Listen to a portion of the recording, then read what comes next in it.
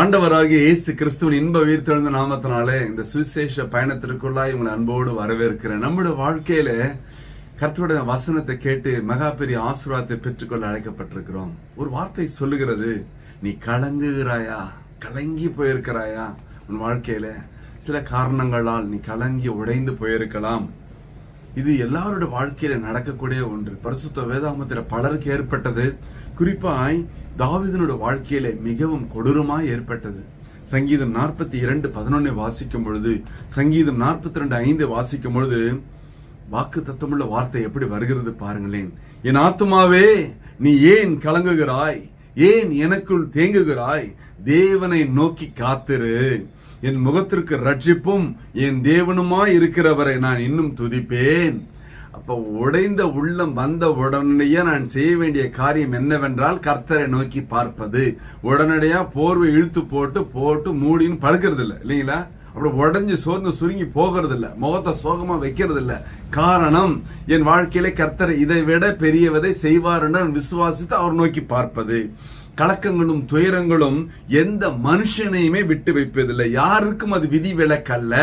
எப்பேற்பட்ட பதவியில இருந்தாலும், சின்ன தொழிலோ வியாபாரமோ பெரிய ஊழியக்காரோ யாரா இருந்தாலும், அப்போஸ்தலனாகிய பவுலுடைய வாழ்க்கையில ஏற்படாத கலக்கமா, கஷ்டமா, நஷ்டமா, பிரச்சனையா, போராட்டமா, நிர்வாணமா, பசியா, பட்டினியா, அதுல ஒன்றை நாம் அனுபவித்திருப்போமா? எவ்வளவு சுகத்தை கேட்கிறோம், எவ்வளவு சந்தோஷ சமாதானத்தை கேட்கிறோம். அவன் அனுபவித்த காரணம் ஒரு பங்கு. அப்ப கலக்கங்கள் உண்டு, போராட்டங்கள் உண்டு. ஆண்டவர் சொல்றாரு, உலகத்துல உபத்திரவம் உண்டு, திடன்கொள், நான் உலகத்தை ஜெயித்தேன். ஹல்லேலூயா, ஹல்லேலூயா. அப்ப யாருமே இதுக்கு விதிவிலக்கு இல்ல. அன்றைக்கு இருந்த எல்லா இஸ்ரவேலரை பார்க்கிலும் தாவீது தைரியம் உள்ளவர் தான், அஞ்சா நெஞ்சரு தான். வனாந்தரத்தில் ஆடுகளை மேய்த்து கொண்டிருக்கும் போது ஆட்டுக்குட்டியில சிங்கம் வந்து பிடித்த பொழுது அடிச்சு ஒரே அடிச்சு கிழிச்சு துரத்தி போட்டான், இல்லைங்களா? கோலியாத்தை கண்டு மொத்த பேர் ஓடுறான், இவன் கோலியாத்துக்கு நேராக ஓடுகிறான். ஹல்லேலூயா, ஹல்லேலூயா. அவனை கொன்று போட்டான். வார்த்தை வல்லமை உள்ளது. நம்முடைய வாழ்க்கையிலே நீ சோர்ந்து போயிருக்கிற நேரம், கலங்கி போயிருக்கிற நேரம், உடைந்து போயிருக்கிற நேரத்துல உன் வார்த்தை வல்லமுள்ள வார்த்தைகளாய், விசுவாச வார்த்தைகளாய், நன்மை செய்கிற வார்த்தைகளாய் வர வேண்டுமே தவிர சோகமான வார்த்தை, அவிசுவாசமான வார்த்தை, அவிநம்பிக்கையான வார்த்தையை பேசாத. காரணம், அந்த வார்த்தையில வல்லமை உண்டு. உலகத்தார் என்ன சொல்லுவாங்க?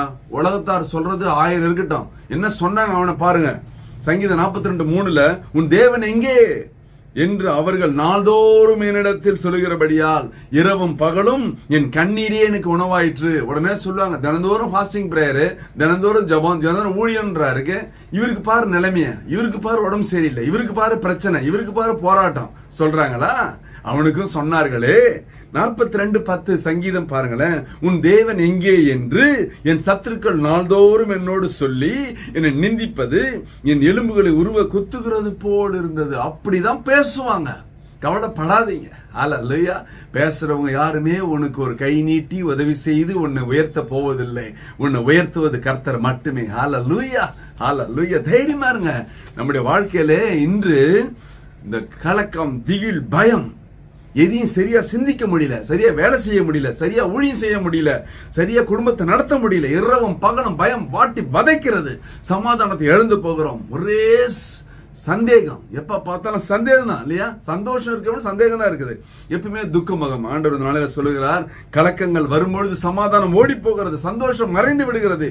கொந்தளிக்கும் கடலை போல நாம் அப்படியே கொந்தளித்துக் கொண்டு இருக்கிறோம் உலக வாழ்க்கையிலுமே. அப்ப ஆவிக்குரிய வாழ்க்கையிலும் உற்சாகம் இல்லை. என்ன செய்யணும் தெரியுங்களா? சங்கீதம் 103:1-2 என் ஆத்மாவே கர்த்தரை ஸ்தோத்திரி, என் முழு உள்ளமே பரிசுத்த நாமத்தை ஸ்தோத்திரி, அவர் செய்த சகல உபகாரங்களை நீ மறவாதே என்று எனக்கு நான் என் ஆத்மாவனுக்கு சொல்லும் பொழுது இந்த நாள் வரை மூச்சு விட வைத்து, நடக்க வைத்து, பேச வைத்து, உட்கார வைத்து, சாட்சியா வைத்து கோடி சோத்திரம். ஹல்லேலூயா. இன்று நடத்தினவர் இனிமேல் நடத்துவார் என்ற நம்பிக்கையின் விசுவாசத்தோடு நம்முடைய பயணம் தொடர வேண்டுமா தவிர அவிசுவாச வார்த்தையில் அல்ல. ஹல்லேலூயா. உன் வாழ்க்கையிலே பெரிய வெற்றி உன்னை தேடி வரும். ஒரு விஷய கண்களை மூடுவோம். ஹல்லேலூயா, ஹல்லேலூயா.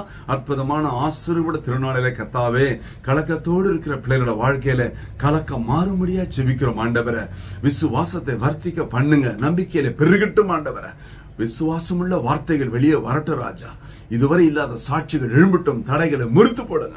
இயேசு கிறிஸ்துவின் உயிர்த்தெழுந்த வல்லமையான நாமத்தினால என் தேவனது செய்ய முடியா எம்முடைய பாதத்துல தாழ்மையாய் ஒப்பு கொடுத்து ஜெபித்து ஜெயம் எடுக்கிறோம் ஜீவனுள்ள நல்ல பிதாவே. ஆமென். ஆமென். கர்த்தர் உங்களை ஆசீர்வதிப்பாராக. Praise the Lord.